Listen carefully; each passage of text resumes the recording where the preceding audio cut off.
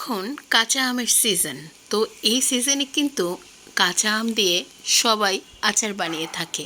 এই যে cube cube করে আমগুলো কেটে নিলাম। এরপরে এই যে পেঁয়াজ, রসুন আর কাঁচামরিচ সবগুলোকে একদম খাঁটি সরিষার তেলের মধ্যে, গরম তেলের মধ্যে দিয়ে ভেজে নিতে হবে। ওই যে খাঁটি সরিষার তেলের বোতল, ঠিক আছে। তো এই যে ভাজার পরে কিছু আবার উঠিয়ে নিতে হবে আলাদা বাটিতে, কারণ আরেকটা আচার বানানো হবে। এরপরে এই যে কিউব কিউব করে কেটে রাখা আমগুলো কিন্তু দেখেন গরম তেলের মধ্যে দিয়ে দিচ্ছে এবং একটু নাড়াচাড়া করতেছে। সবগুলো মশলা খুব সুন্দর করে মিক্স করে দিতে হবে।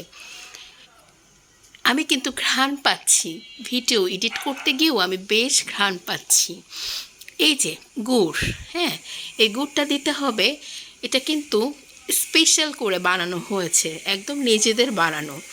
এই গুড়টা দিয়ে দিতে হবে আচারের মধ্যে, যেহেতু আচারটা টক ঝাল মিষ্টি হবে। এই গুড়টা দেওয়ার পরে আচারটার স্বাদ আরও হাজার গুণে বেড়ে গেছে। আম্মু সুন্দর করে গুড়গুলো উঠিয়ে দিচ্ছে, ভেঙে ভেঙে দিচ্ছে, আমি আবার সেটাকে আচারের ভেতরে দিয়ে দিচ্ছি। ঠিক আছে, আর ওপাশ থেকে ভাবি নাড়াচাড়া করছে। আর এটা হলো রিফাইন্ড সুগার, ঠিক আছে। এই রিফাইন্ড সুগার, এটাও কিন্তু আখের গুড়ের চিনি। আখের গুড়ের চিনিটা দিলে আচারটা আরও বেশি টেস্টি হয়। আপনাদের কাছে যদি আখের গুড়ের চিনি না থাকে অ্যাভেলেবেল, তাহলে আপনারা নর্মাল যে চিনি আছে সেটাও দিতে পারেন।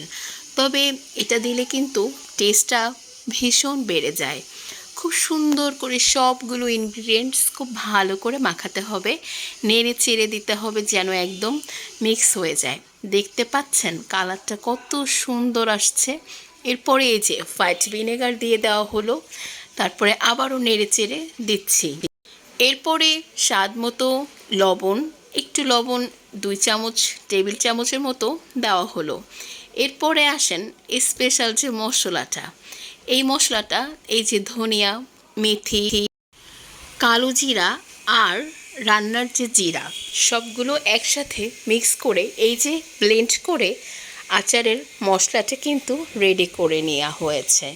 দেখেন কি সুন্দর হয়েছে, একদম পারফেক্ট। আর এরপর সাথে সাথে ভাজা শুকনা মরিচ আবার ব্লেন্ড করে শুকনো মরিচের গুঁড়াও রেডি করে নেওয়া হলো। এরপরে যে মশলাটা বানানো হয়েছে সেটা আচারের মধ্যে আম্মু দিয়ে দিল এবং খুব সুন্দর করে এটাকে কিন্তু মিক্স করতেছে। খুব ভালোই লাগছে এবং এত সুন্দর স্মেল আসছে বলে বোঝানোর মতো না।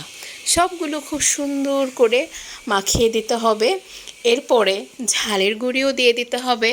ঝালটা আপনারা আপনাদের টেস্ট ওয়াইজ দিবেন, কারণ আচারটা যেহেতু ঝাল মিষ্টি টক টক, সো সেভাবে বুঝে দিতে হবে। এই তো হয়ে গেল আমের আচার। খুব ভালো করে জ্বালাতে হবে এবং কালারটা কিন্তু ওই যে আখের গুড়, তারপরে গুড়, ওইগুলোর কারণে কিন্তু কালারটা একদম খুব সুন্দরভাবে আসছে। এরপরে যখন কালারটা পুরোপুরি চলে আসবে, হয়ে গেল আমাদের টক মিষ্টি ঝালের আমের আচার। সবাই ট্রাই করবেন। এই যে মিষ্টি আমের আচার হয়ে গেছে বানানো এবং এই যে ঝালের আম আচার, ঠিক আছে। কালারটা একদম ফাটাফাটি আসছে। এবার দুইটা আচারই টেস্ট করে দেখতে হবে।